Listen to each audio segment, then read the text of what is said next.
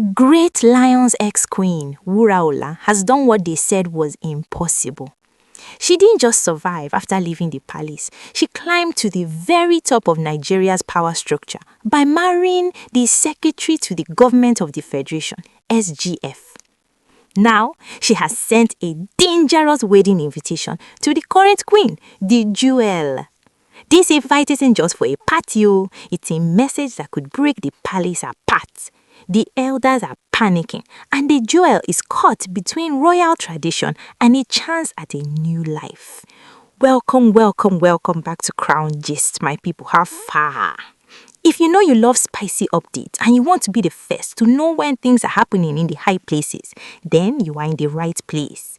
But wait, I'm seeing that some of you are watching what you never subscribe. Why? I beg, click that subscribe button right now.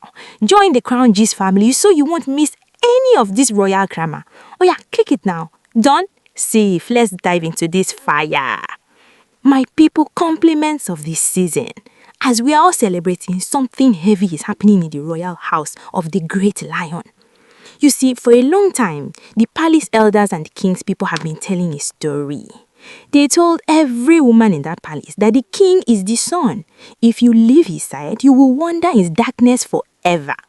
They told the current queen, our beautiful jewel, that no man would ever look at an ex-queen. They made it look like leaving the palace is the same thing as jumping into a fire.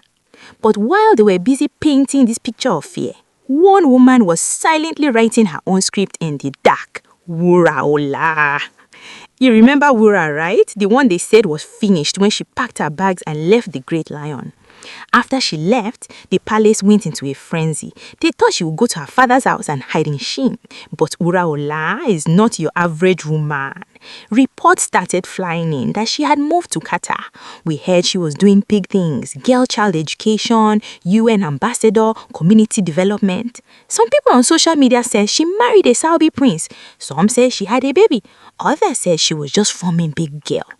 Social media can be confusing, I won't lie to you. Even me, your girl from Crown Gist, I tell you all the time, be careful what you believe. But this new report, this one is not them say, this one is not come and see. Wuraola has surfaced in Abuja, and she didn't come back to beg for her old position. No, she came back as the wife of a man who is practically holding the remote control of Nigeria, the SGF, George Akume.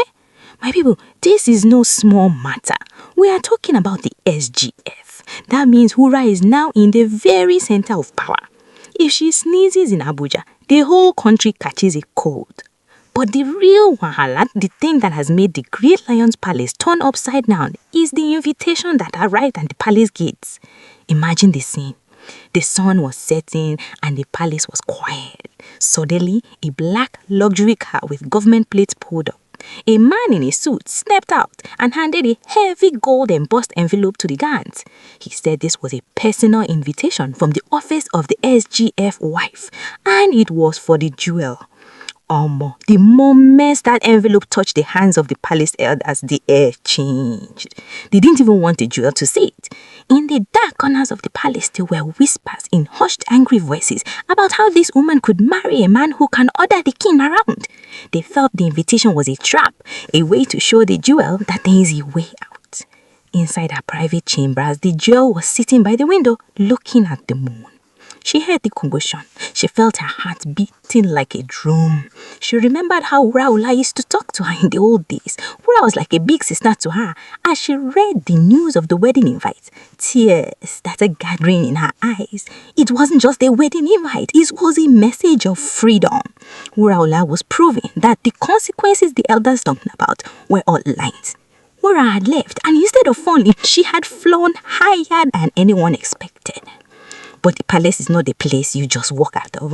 The Great Lion is a man of tradition. To his family, if the jewel attends this wedding, it's a slap in the face. It's like telling the world that the king is not enough. The tension began to rise. The king's people were seen entering private rooms. You could feel the anger through the walls. They couldn't believe that the woman once called their own was now the wife of a man who could change the fate of the country with one signature. The elders started making plans. They decided they would tell the jewel that she was forbidden from leaving. They wanted to seize her phones and lock the gates, but the word was already out. All over the palace, people were whispering. The Jewel knew she was being watched. She knew that every step she took was being reported, but the seed had been planted. Every time she closed her eyes, she saw Wuraola'S face. Not the face of a woman in shame, but the face of a woman in power. She thought about George Akume. People say he's a graceful man, a thoughtful man who respects his people. The Jewel compared that to her life of silence, where her voice didn't matter. Nigerian women on social media were not helping. They were praising Wuraola for being a strong African woman, showing that a woman's life does not end because a marriage ends. But for the Jewel, it was about her soul. She felt like she was standing at a crossroads. One road led back to the golden cage of the palace. The other road led to Abuja to a celebration of independence. The suspense was killing everybody. The palace was on high alert. Guards were doubled. The Jewel was told she must begin a special prayer that would keep her inside her room for 7 days. Exactly the time Wuraola'S wedding was supposed to happen. It was a clear move to keep her grounded. But late at night, a plan began to form in the shadows. There was a way to get to the back gate by 3 a.m. where a car would be waiting. Wuraola had already sent people to pick her up. She said she would protect her. She said the SGF security would be at the airport to meet her. The Jewel's hands were shaking. She knew if she went, there was no coming back. They would call her a traitor. But if she stayed, she felt she would die inside. The night before the wedding, the palace was deadly quiet. The Jewel stood by her door listening to the guards talking outside. She only had her courage. Across the country, in a high-rise building in Abuja, Wuraola was looking at her reflection in a massive mirror. She was dressed in the finest lace, her jewelry glowing under the lights. She picked up her phone and sent one last message to a secret number. She told the Jewel the door was open and she just had to walk through it. Will the Jewel make it? Will she defy the great Nylon and the centuries of tradition? Or will the palace elders catch her at the gate? My people, the shock is real. The suspense is breaking hearts. And the world is watching to see who wins this royal battle. Wuraola has proven she is a big man holding power. Now, the ball is in the Jewel's court. I will keep my eyes open and my ears to the ground to bring you every single update. Don't go anywhere.